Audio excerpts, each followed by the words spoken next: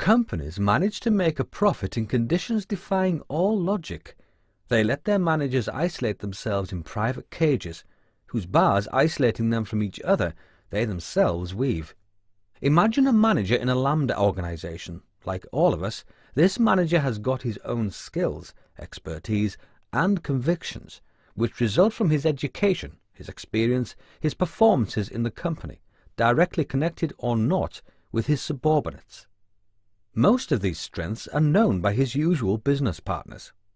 Yet this manager is faced with questions, doubts, uncertainties, deeper problems or other invisible boundaries as to how to behave with his colleagues, superiors or subordinates, or the managerial choices available to him. Actually, all queries concerning his managerial art and the potential gaps in it. Usually, the manager doesn't dare to tell his troops about how he feels.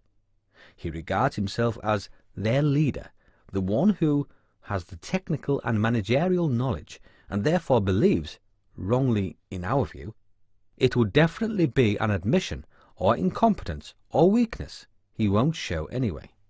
He will therefore do his very best to create a first bottom layer of grating bars between him and his subordinates. But, of course, the manager always reports in direct line to someone hierarchically superior. In his mind, the superior knows, or should know, better than he does, because he is the boss. For the same reasons and those mentioned above, he won't dare to tell his superior about his queries or uncertainties.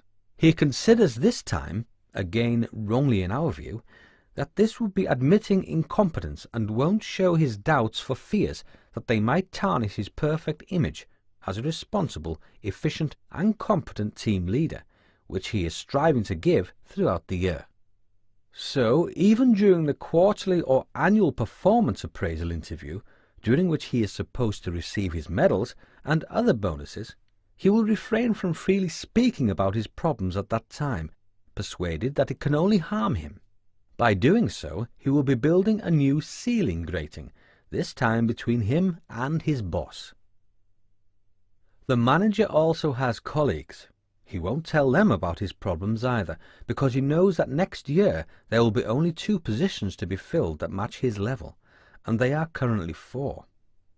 He very clearly sees his colleagues as competitors, in front of whom it would be, again according to him, highly dangerous to show his hesitation or show any signs of weakness. So he places between himself and his colleagues new grated walls, on his right and on his left this time, to protect those sides as well. Paradoxically, he will sometimes accept to talk about his difficulties with interlocutors who are far away from his immediate work environment. Hypothetically, just because they have very few links with the situations encountered, the relevance of their advice could be legitimately questioned. Our manager won't talk about his problems either with those who are structurally and a priori rightly in charge of collecting them and providing appropriate assistance, human resources. Intuitively, he perceives them as another threat. His daring to confess that he had one day considered leaving the company is noted in his file. When they look for a director for Asia, he fears that this information might be brought up again, disconnected from the context. He fears that it might harm his application for the position. Paradoxically, he will be most wary if he feels vulnerable. With respect to HR, he will do anything to keep his head straight without flinching as long as possible. He will therefore prefer not to talk about his difficulties and erect once again lattice barriers, front and back this time, to protect those angles too. Incidentally, let us note that this is one of the major failures of human resources departments, which are often seen as processes of process, and not as a real support to the development of people. At the various stages discussed above, our manager will have woven one by one the bars of his private relational cage. Gradually, he will have cut himself off from all possibilities of relations on issues that are essential to his managerial development and deployment. Let us stress this fact. Himself, but as an indirect consequence of the internal organization of corporations. Please note that these relational contexts are different from purely relational aspects in daily life. Daily routine relations remain, but may mask the total absence of real and intense professional exchanges, those that should contribute to managerial deployment and motivation. If we know that the same symptoms are observed at all levels of the hierarchical chain of almost all companies, it becomes scary. This dramatic relational isolation draws intensely on people's energy and costs a fortune in terms of lost efficiency and spoiled collaboration within companies.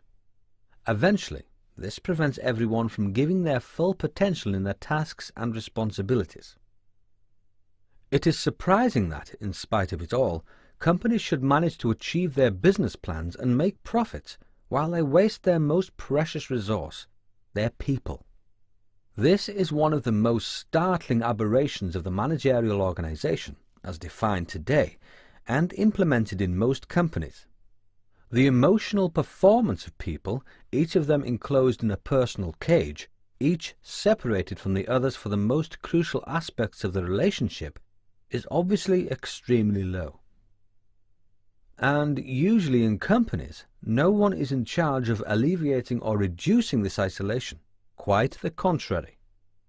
Changing how you look at, but also and above all, intensely experiencing the benefits of the managerial relationship is one of the crusades that we suggest undertaking together with you, for the sake of your staff and your business. Accenpi.com. What if?